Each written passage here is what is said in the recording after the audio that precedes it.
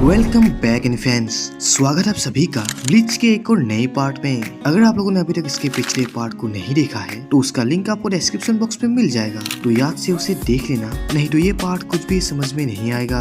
और अगर आप लोग मेरे चैनल पर नए हैं तो मेरे चैनल को सब्सक्राइब करके वीडियो को लाइक करना मत भूलना, ताकि आप सभी का सपोर्ट मुझे मिलता रहे। तो खैर देरी ना करते हुए शुरू करते हैं आज के इस वीडियो को।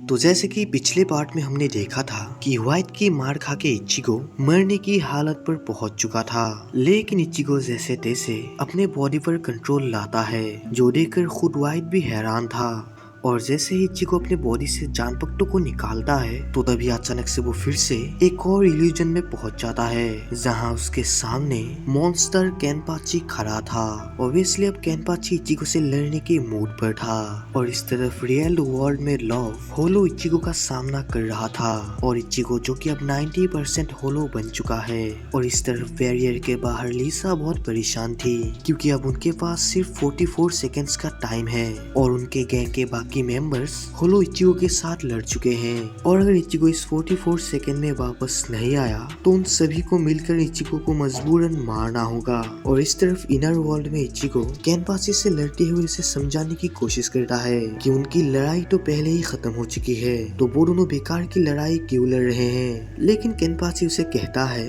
कि उनकी लड़ाई अभी तक खत्म नहीं हुई, क्योंकि लड़ाई में जब तक दोनों में से कोई एक भी नहीं मरता तब तक कोई भी लड़ाई खत्म नहीं होती। ये सुनकर इचिगो कहता है कि केनपाची को मारने के लिए तो इचिगो के पास कोई भी रीजन नहीं है, तो वो उसे बेकार में क्यों मारेगा। ये सुनकर केनपाची हंसते हुए कहता है कि इचिगो को लड़ने के लिए किसी रीजन का ही क्यों जरूरत है। केनपाची की ये बात सुनकर इचिगो हैरान होता है, क्योंकि ये बात तो उसे कारिया ने भी कहा था। और फिर केनपाची इचिगो से एक क्वेश्चन करता है कि आखिर इचिगो ताकत हासिल करने के लिए लड़ता है या फिर लड़ने के लिए ताकत हासिल करता है। लेकिन इचिगो इसका कोई भी जवाब नहीं दे पाता।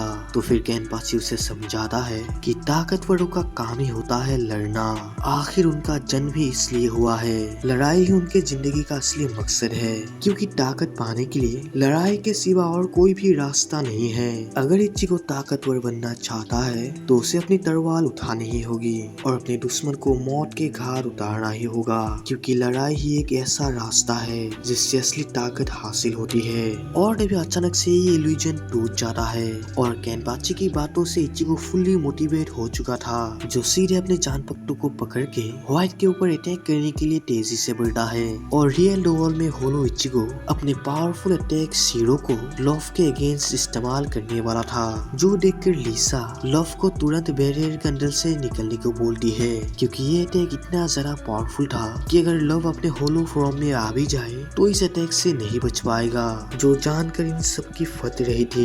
और इस तरफ होलो इचिगो अपने अटैक को लॉन्च करने वाला था कि तभी अचानक से उसका हाथ खुद ब खुद घायल हो जाता है, और वो दर्द के मारे चीखने लगता है। और तभी अचानक से इचिगो के दूसरे पार्ट से भी खून निकलने लगता है, और ये सब देखकर हियोरी समझ जाती है कि यहाँ पर अब होने क्या वाला है। तो वो हाची को बैरियर जल्दी से बंद करने को बोलती है, और हाची जल्दी लॉफ को बाहर निकाल के बैरियर को सील कर देता है।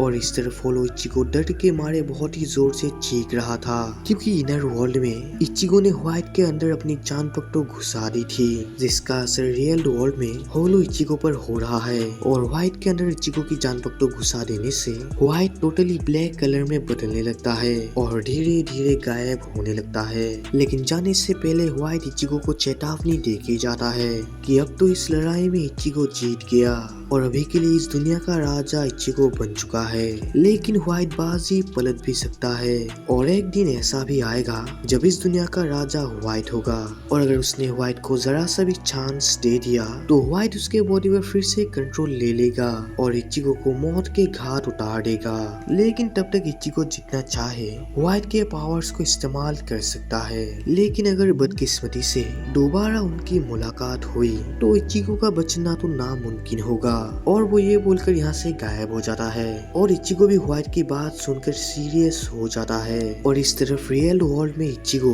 बहुत सारी एनर्जी रिलीज कर रहा था जो देखकर इन सब की फट रही थी। और तभी अचानक से इस बैरियर के अंदर एक जोरदार ब्लास्ट होता है और इस धमाके के बाद हम इचिगो को देखते हैं जिसका होलो सेल नीचे गिर जाता है और टूटकर बिखर जाता है।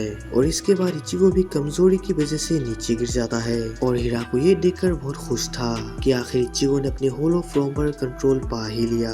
ये बात जानकर इचिगो भी बहुत खुश होता है, लेकिन तभी उसे व्हाइट की वार्निंग याद आती है जिससे वो फिर से सीरियस हो जाता है। और अब उसे जांगेत्सु की भी अहमियत समझ में आती है कि आखिर जांगेत्सु उसके लिए कितना इम्पोर्टेंट है। और इस तरफ ओरिहिमे जो इचिगो के लिए बहुत परेशान थी क्योंकि वो कुछ दिनों से स्कूल भी नहीं आया और उनके टीम में सिर्फ ओरिहिमे ही है जो इचिगो के स्पेशल प्रेशर को सेंस कर सकती है, जो कुछ देर बाद इचिगो को ढूंढते हुए उसके पास जाने वाली थी। लेकिन वो जैसे ही अपने घर पर जाती है तो वो ये देखकर हैरान थी कि तोशिरो और रांगेकु ने उसके कमरे पर एक बड़ा टीवी लगा दिया है जो डायरेक्ट सोल सोसाइटी से आया है। और उसके रूम पर ऐसा अजीब टीवी देखकर ओरिहिमे तोशिरो को सुनाने लगती है। और अभी टीवी पर हेड कैप्टन यामा अपना दर्शन लाता है जो एक बड़ी इंफॉर्मेशन तोशिरो के टीम को देना चाहता है क्योंकि हेड कैप्टन यामा को आइजेन के असली मकसद के बारे में पता चल गया है। ये सुनकर ये सब बहुत सीरियस हो जाते हैं। और फिर हेड कैप्टन यामा कंटिन्यू करता है कि आइजेन को गए हुए कुछ महीने हो चुके हैं, जिसके बाद इन्होंने आइजेन के कमरे को ठीक से जांच किया और इसके साथ सेंट्रल 46 को भी जांच किया, लेकिन अंत में उन्हें डायरेशो आर्चीव में एक गहरा सुराग मिला जिसे कैप्टन युकिता के और कैप्टन क्यूराको और उसके लेफ्टिनेंट नानाओ ने ढूंढा था। असलियत में ये सुराग एक ब्राउजिंग हिस्ट्री होती है जो कि होग्युकु से जुड़ा हुआ एक डाटा है और वो इन हिस्ट्री में से एक फाइल को ओपन करते हैं और इस फाइल में एक ओकेन के बारे में था। असलियत में ओकेन एक चाबी है जिसे आइजेन खुद बनाना चाहता है। ओकेन की नाम सुनकर ही तोशिरो शौक में पड़ जाता है और ओरिहिमे जो ओकेन के बारे में कुछ भी समझ नहीं पाती तो उसे रांगेकु क्लियर करती है कि ओकेन एक रॉयल फैमिली की चाबी है जो सोल सोसाइटी की खुद की रॉयल फैमिली है और ये रॉयल फैमिली ही पूरे सोल सोसाइटी को कंट्रोल करती है और उन पर नजर रखती है। लेकिन उन्होंने कभी सोल सोसाइटी के कामों पर दखल नहीं दिया, जिससे सोल सोसाइटी को ये एहसास तक नहीं होता कि रॉयल फैमिली जैसी कोई चीज भी है। और रॉयल फैमिली के राजा और उनके एक भी मेंबर को अभी तक सोल सोसाइटी का कोई भी मेंबर नहीं देख पाया, मतलब उनके राजा को उनमें से किसी ने अब तक देखा ही नहीं। और उनके राजा का नाम है सोल किंग। और ये रॉयल फैमिली एक अलग डायमेंशन में रहती है जो सोल सोसाइटी से काफी अलग है और बहुत सुरक्षित भी। लेकिन ओकेन ही एक ऐसी चाबी है जो उस डायमेंशन के गेट को खोल सकती है जहाँ पर रॉयल फैमिली रहती है। और अब आइजेन का मकसद यही है कि वो ओकेन चाबी की हेल्प से उस डायमेंशन के गेट को खोले और वहाँ जाकर सोल सोसाइटी के राजा को मार दे, जिससे वो खुद वहाँ का राजा बन जाएगा और तीनों दुनिया पर उसका ही राज होगा। लेकिन यहाँ पर एक दिक्कत की बात है कि अब तक ओकेन को बनाना और या फिर उसका लोकेशन ढूंढना आज तक किसी भी किताब पर नहीं लिखा है। इसका पता सिर्फ एक पुराने कैप्टन को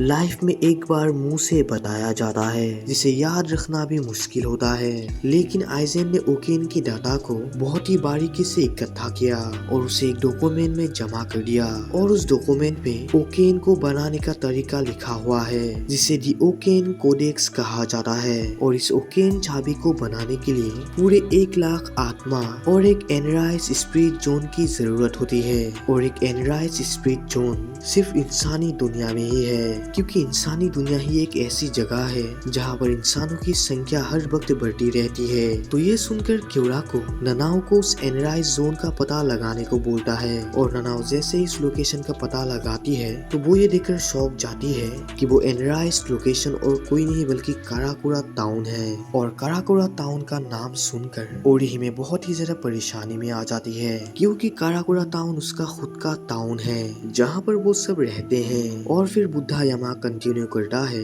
कि अगर आइजेन ने ओकेन चाबी को बना लिया तो वो वहाँ पर एक स्पिरिट के घेरे से काराकुरा टाउन के सभी लोगों को खत्म करेगा और काराकुरा टाउन का नाम इस दुनिया से मिटा देगा। ये सुनकर ओरिहिमे और भी ज्यादा परेशान हो जाती है कि वो इस हमले को आखिर कैसे रोके। लेकिन हेड कैप्टन यामा उसे साहस देके कहते हैं कि वो आइजेन के प्लान को हर हाल में सक्सेस होने नहीं देंगे, चाहे इसके लिए उनकी जान ही क्यों ना गंवाना पड़े। और उनकी टीम बनी ही इस काम के लिए है। और बेसिकली अभी भी उनके पास थोड़ा वक्त है, क्योंकि अब होग्युकू बॉल गहरी नींद पर चली गई है और उसे पूरी तरीके से एक्टिव होने के लिए लगभग 4 महीने का टाइम लगता है। जब तक होग्युकू पूरी तरीके से एक्टिव ना हो जाए तब तक आइजन अपने टीम को इकट्ठा नहीं कर सकता।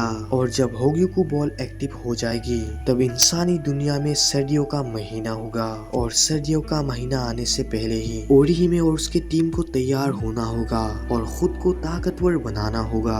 और फिर यामा ये खबर ओरिहिमे को इचिगो तक पहुंचा देने को बोलती है और ये ऑर्डर लेकर ओरिहिमे यहाँ से चली जाती है। और तभी यहाँ पर तोशिरो से मिलने के लिए मोमो आती है जो बिल्कुल ठीक थी। और इस तरफ रेंजी साडो को पूरी तरीके से ट्रेन कर रहा था, क्योंकि उराहारा ने इसकी जिम्मेदारी ली थी कि वो साडो को ट्रेन करवाएगा और उसे ताकतवर बनवाएगा। और इस तरफ इचिडा भी अपने बाप के साथ ट्रेनिंग करके अपने क्विंसी पावर को वापस लाने की कोशिश कर रहा था, क्योंकि ये सभी जानते हैं कि युद्ध बहुत ही जल्दी शुरू होने वाला है।